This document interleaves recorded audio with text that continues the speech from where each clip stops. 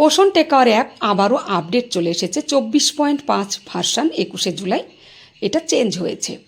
এবারে ভার্সান বেশ কটি যুক্ত হয়েছে, তার মধ্যে গুরুত্বপূর্ণ যেগুলো হচ্ছে ইকেওয়াইসি মুলতবি থাকা সমস্যার জন্য বাগ সংশোধন, একক ব্যবহারকারীর কাছে একাধিক ভূমিকা উপস্থাপন করা হয়েছে, এফআরএস প্রক্রিয়া চলাকালীন আভ্যন্তরীণ লগইন সমস্যার সমাধান করা হয়েছে, আর অ্যাপের সমস্যার সমাধান করা হয়েছে। তো এবারে ফ্রন্ট পেজ কিন্তু একটু চেঞ্জ হয়েছে, আমরা আপডেট করে নিলাম। দেখুন ফ্রন্ট পেজটা একটু চেঞ্জেস, মানে কালারটা।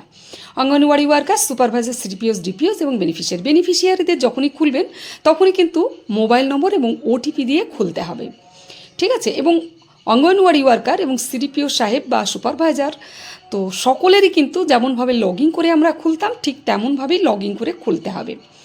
আর আমাদের যে ইকেওয়াইসির সমস্যা, সেই সমস্যাটা সমাধান করা হয়েছে। দেখা যাক, আমরা কাজ করতে গিয়ে পুরোটাই বুঝতে পারবো। বড় ভিডিও নিয়ে আসছি আবারও।